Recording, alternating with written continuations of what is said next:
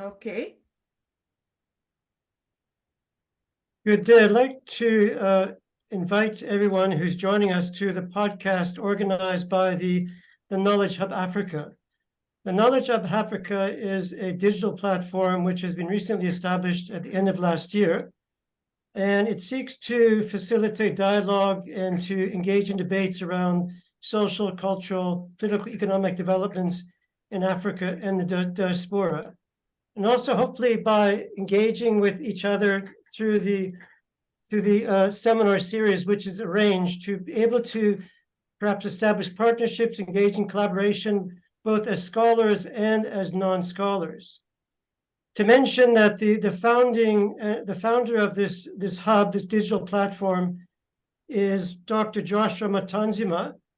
Dr. Matanzima is a research fellow at the Australian River Institute, Griffith University in Africa, and is also a research officer at the Center for Social Responsibility in Mining at the University of Queensland in Australia. So he is the founder and the director. I am a co-host. My name is Kirk Helliker. I am a research professor in the Department of Sociology at Rhodes University in South Africa. We had a wonderful first webinar 2 weeks ago on just energy transitions. And today we have an even better, possibly, I'm hoping, conversation with Ramanie Kunanayagam, who is currently a member of the World Bank Inspection Panel, and also recently was up until recently the chair of the inspection panel as well. So welcome, Ramanie. Thank you so much for joining us. Thank you so much for having me on your podcast. Great, thank you. And just to mention a few things about Ramanie before we start, she's been a member of the inspection panel since December 2018. She's an anthropologist by training and has 3 decades of experience across diverse geopolitical and multicultural environments in the private and public sectors. And she has pioneered work on social, environmental, and human rights issues in the context of mega infrastructure projects, both on the field and in global roles. And there is a wonderful profiles I'm sure you can find on the internet, on the website, to speak about their other experience in terms of involvement with being a senior social specialist at the World Bank in previous times and working with different nonprofit development organizations as well. What we'd like to do in this podcast, in this conversation, is not so much focus on the inspection panel more broadly speaking, but to focus more specifically on a particular document which came out in October last year. And but just to start off, just for those who may not know exactly what the inspection panel is or does, I'm just wondering, Ramanie, whether you could just briefly indicate to us the duties, responsibilities of the inspection panel. Thank you so much. Thank you. So the inspection panel actually created a new paradigm, in my view, in international development, especially amongst multilateral development banks, because it is an independent accountability mechanism that is over 30 years old. And we were the first independent accountability or complaints mechanism for communities impacted by World Bank projects to be set up. So we were set up in 1993. And the purpose of the inspection panel is that it's a citizen-driven accountability mechanism. And this is the new ground that it broke. It also set a new, it's a new concept in terms of international law, because communities anywhere in the world, if they have been or believe they will be impacted or have the potential to be impacted or harmed by a World Bank finance project, can raise a complaint with the inspection panel. And the inspection panel has its sort of criteria by which it admits a request, and then it assesses the request to, once it's registered the request, about whether it merits a full investigation. But the panel is appointed by and reports to the World Bank board, the executive directors of the World Bank. So the voices of those most impacted, often at the sort of lower socioeconomic sort of levels in a society, their voices are brought to the highest levels of decision making in the bank. which is the board, and that is the strength, if you like, and the uniqueness of the inspection panel. Okay, thank you so much, Ramanie, for that. So I mentioned One that more we'd thing like I'd like to add. So the Sure. panel's second objective is that it holds the World Bank accountable to its own policies and standards. So as you know, the Okay. World Bank has environmental and social safeguard policies Sure. and standards, and these are held up as the international benchmark. So when the panel assesses a complaint, it looks at two things. Has there been harm or the potential for harm? Is that linked to the bank project? And is this the Sure. result of the bank not applying or the project not complying with the bank's environmental and social standards? And I think that's Okay. also specific. It's quite Yeah. unique. Thank you. Okay, no, that's quite important because it does feed into the type of issues we'll be discussing during this podcast. So just for those who don't know, that the inspection panel is bringing out a series of papers or publications called the Emerging Lessons Series. It started in 2016, and the ninth one came out in October last year, and it's quite a significant paper, very fascinating, I found. And it is entitled Ensuring Development While Securing Livelihoods, Lessons Learned and Considerations from panel cases. So in effect, the lesson series is an attempt to allow the inspection panel, I believe, to reflect upon what's happened in the past and trying to improve things, if necessary, in different ways in the future as well. So as I mentioned, the most recent paper is on securing livelihoods while also ensuring developments. And this particular document, Ramanie, makes it quite clear as to why focusing specifically on livelihoods is so important, or in reflecting upon the World Bank's funded projects, why a reflection on livelihoods is of great significance. I'm just wondering whether you could, based on the cases inspection panel is receiving, why securing livelihoods is so critical to the inspection panel.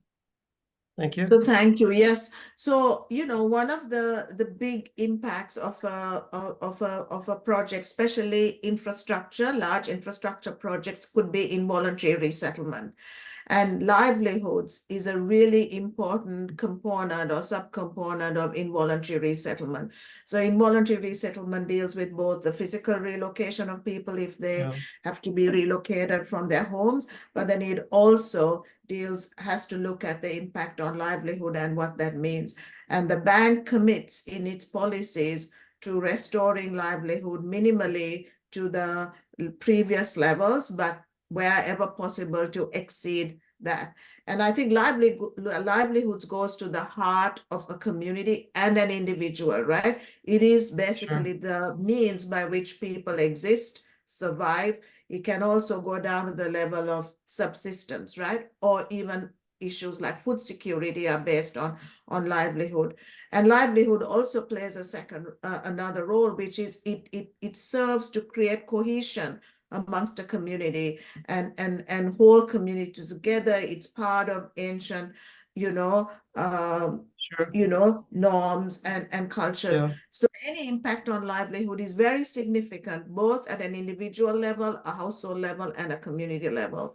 And that's one of the reasons why we brought out this publication. So it's both a subset of resettlement, and it's also something that could happen as a social impact. Sure. Okay, no, thank you so much for that.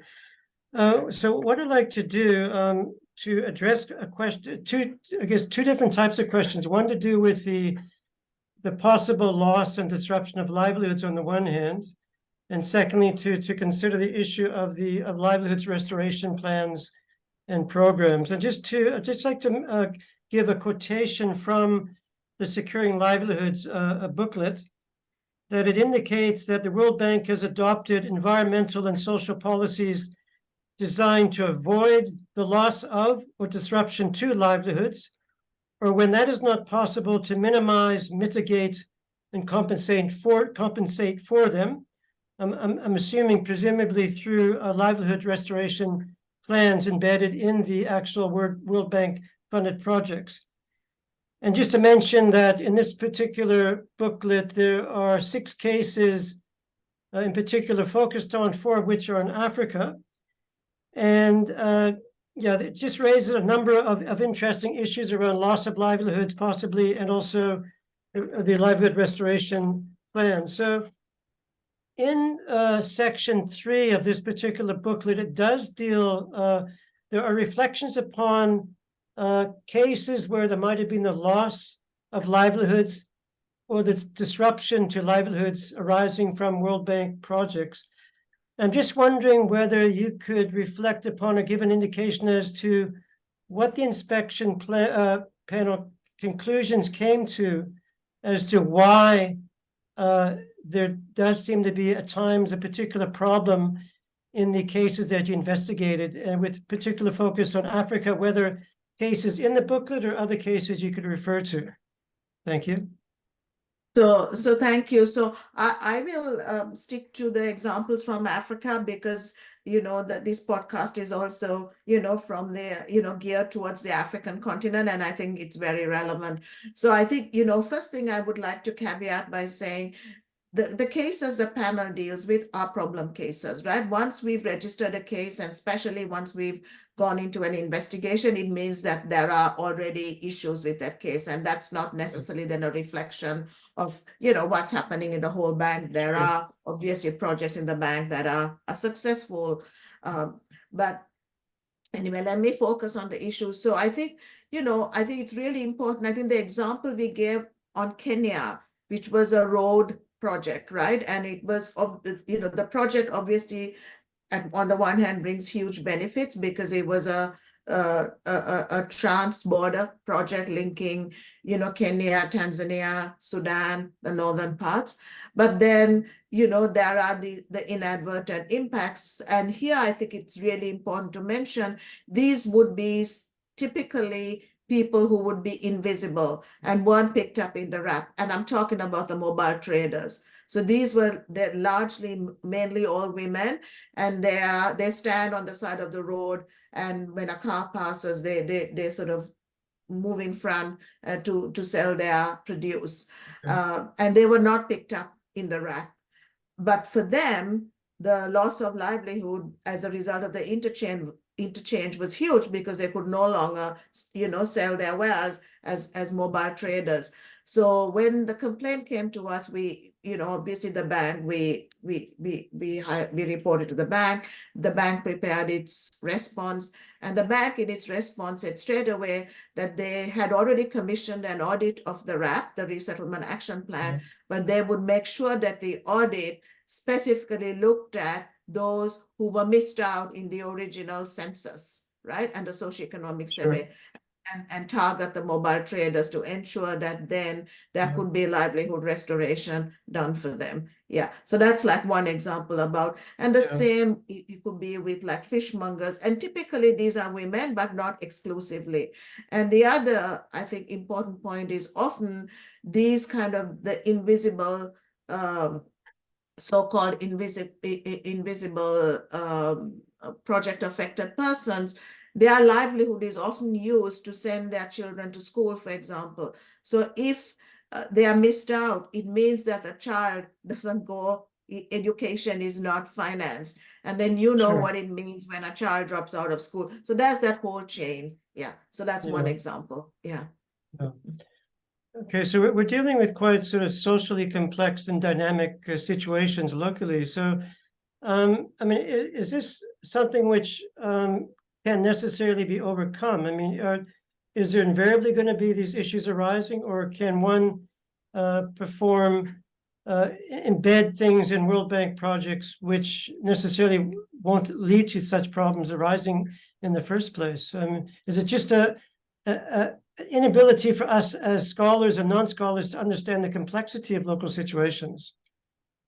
So I think it's a mixture of both, right? So the policies are there, and I think when you call them the safeguard policies are there to safeguard people against the harms. And the policies and standards specifically identify what these potential harms could be. So you could argue on the one hand, if the policies and standards are applied properly, and if the work is done on the ground, I think often in our cases, what we see where issues surface is because there's been inadequate work done on the ground. A lot of it Okay. has been based on, paper and Sure. document review, but not the work on the ground. Then you would absolutely minimize any of this. But on Yeah. the other hand, I would also argue that the complexity of these projects, they're so big, they're so vast, they're so numerous. They are implemented by government in bank finance Yeah. projects. The bank is not the implementer. And, Sure. depending on the countries, governments have varying levels of capacity, and also depending on the ministry that is implementing the project. So I Yeah. think it's important that then there are other safeguards, and I would like to argue the panel is one of that. So we, in a way, we are the sort of last point for Sure. requesters. When everything else fails, they can come to the panel, the Yeah. last point of defense. Yeah. Okay. Thank you so much for that. Just to move on to the question of the livelihood restoration plans, again, just a quote from the emerging ensuring development while securing livelihoods document, where it states that these livelihood restoration programs can only be measured over time, and outcomes depend on several factors, and measurement is extremely challenging and not an exact science. I guess I'm just wondering whether you could detail, again, with reference to Africa, some of the problems that have arisen when it comes to pursuing and implementing these livelihood restoration plans. Thank you. So I think, livelihood, the development of livelihood restoration plans, let alone the implementation of them are very problematic. So we had a case in Africa, and that's not actually an example in the publication. It was in Cameroon, and it's an ongoing project. It's a hydropower project where, there was huge livelihood impact on sand miners and fishermen and also fishmongers and traders. So very large numbers of people, and as well as in some cases farmers. And the project Sure. committed to developing individual livelihood restoration plans. So, Yeah. the commitment is huge. So the idea was that these plans would be customized and tailored to the needs of individuals. But in the complaint we received, what the complainant said in the request was that most often these livelihood restoration plans failed, right? Yeah. And they failed because, in the case of sand miners, they were having to change to a completely different livelihood because they would not be able to mine sand after the project. Sure. So this then makes it very challenging about how you get people to transition to a completely new livelihood. And I think the support that you need is a lot. So you could Yeah. have a very ambitious plan, but a very small NGO supporting the development and implementation of the plan.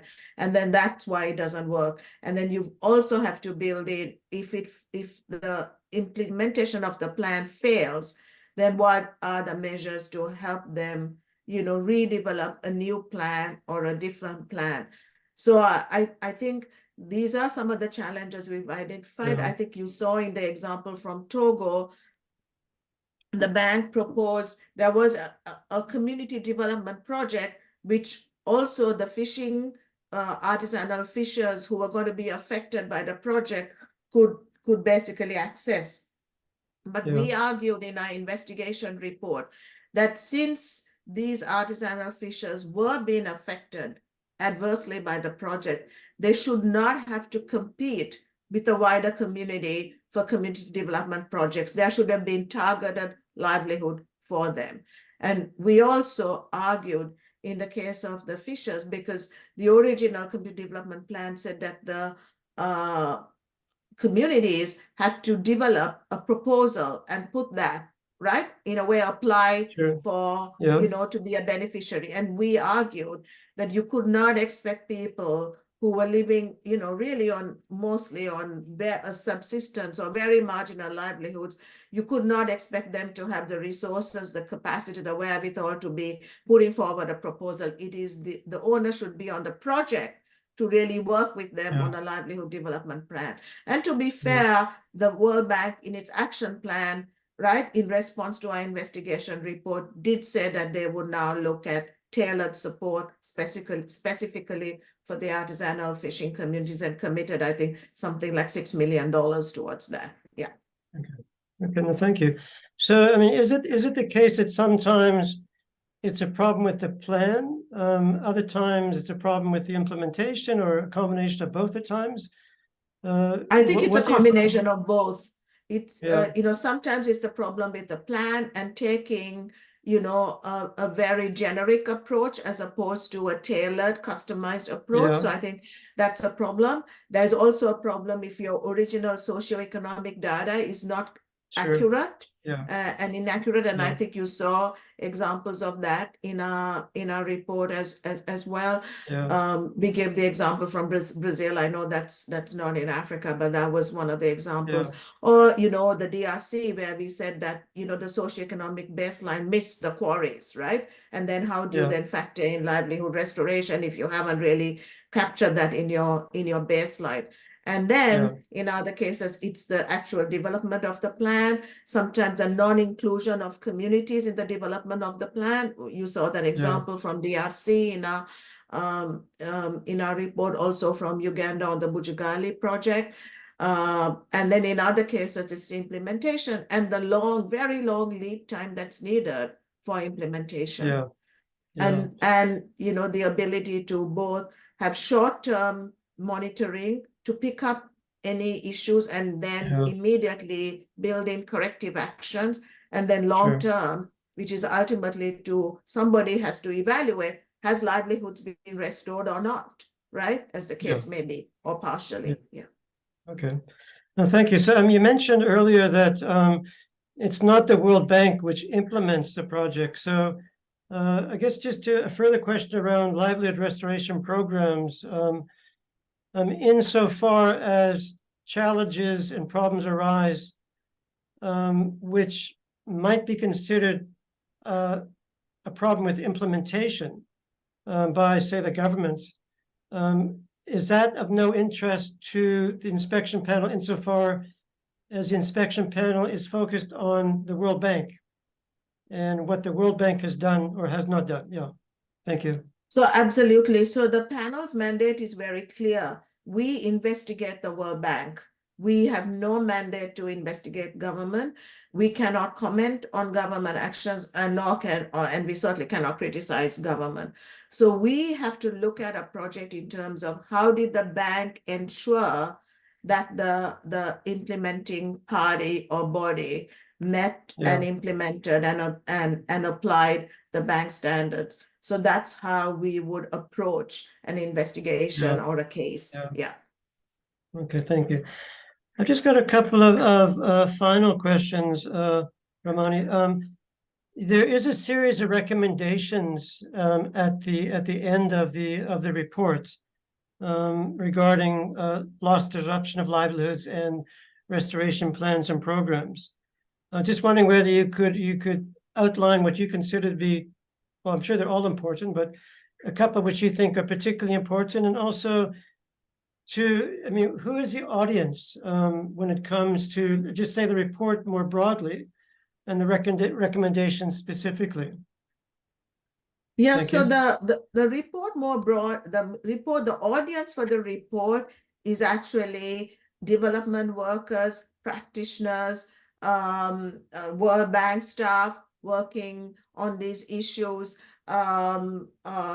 people like yourselves, whether you're teaching, whether you're researching, but also because you would have direct links to communities and you're a conduit for communities to know about us. So it really has this very broad sweep of a target audience, right? And to share it. In terms of the key lessons learned from this work, and I think I mentioned some of that.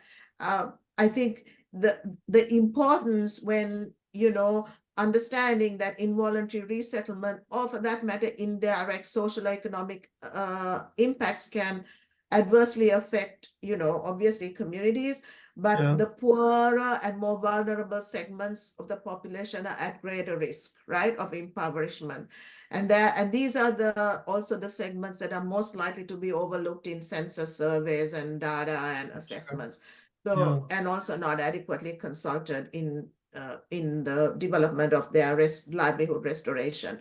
So it's really Yeah. important to identify those who could be invisible, as it were, right? Sure. And then, the importance of identifying the types of livelihoods, not just looking at the head of the household. I think we spoke about that, but looking at everybody in a household who might be engaging in livelihoods, and also understanding that people may have mixed livelihoods, and not just picking up on what, the person doing the enumerator might think is the primary livelihood, because, when you have mixed livelihoods, they supplement stuff. And like I mentioned about like educating kids, or paying for healthcare.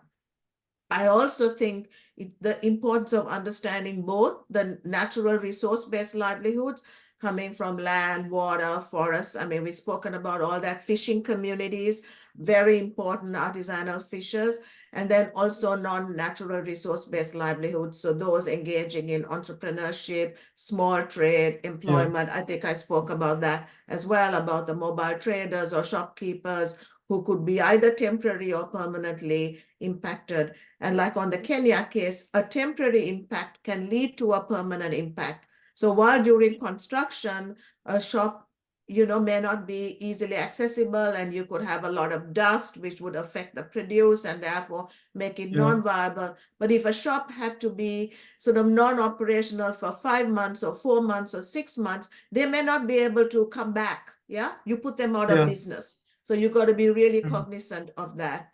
And then also understanding the role livelihood plays in strengthening existing social norms, traditions, and creating community cohesion.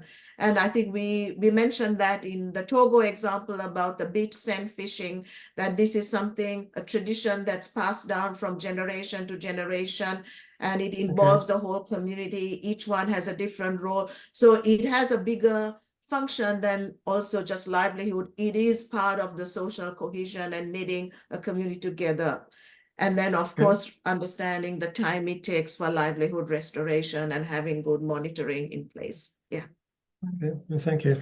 Just a final question. I mean, these are in the report is obviously very thoughtful reflections on World Bank funded projects and the work of the inspection panel. I'm just wondering, are you able? This is now the 9th report, I believe. The first one I mentioned earlier came out in 2016. Are you able to assess or the uptake or the influence that these reports might be having? I mean, did you seek to distribute them widely, embed them in somehow let's call it the international development system in some way? Yes, and I think we can always do better here. So I'm not going to say that we are by any means we've got this all tailored, and we get asked this question a lot. So, well, and I think the podcasts have been a great way to disseminate to a much wider audience. So we normally have like a formal launch when we are putting out the report, and we make sure that in the formal launch we have a good representation. We would have normally someone from the board, someone from management, and then either a civil society or a direct community impacted person, even a requester. So you have that again, you have the diversity of views when we launch. And then of course it's on our website. We try to publicize it, sometimes, through conferences, but also like podcasts have become a great way. And also we're looking now to translate our reports. And I think the livelihood one is something that we would probably translate in other languages, because there's been a high uptake of it. In terms of how it's received, I can't give you the numbers, but we know how many hits we have in our publications on our website, so we can do that. And now even on the podcast, we know how many hits we have on that. Yeah. Okay, thank you. Before we close, do you have any other issues you'd like to raise about the report itself or the inspection panel more generally? No, I think thank you so much for the opportunity. I think, the report, I think it was, from my perspective, I was very happy we were able to do this publication under my tenure as chair, because I am a social anthropologist. I have, resettlement, livelihoods, these are in my core areas of expertise, and I think it's a contribution that I was happy to make. I think you should watch out for our new publications. We try to put out one a year. The next one Okay. is actually going to be on just transition. Yeah. Okay. All right. Well, Ramanie, thank you so much. I deeply appreciate the conversation I've had with you. And I look forward to engaging with you in the future as well. Thank you so much. Thank you, everyone. Thank you so much Bye. to yourself and also Joshua. Thank you very much. Okay. Thank you. Take care. Bye-bye. Bye.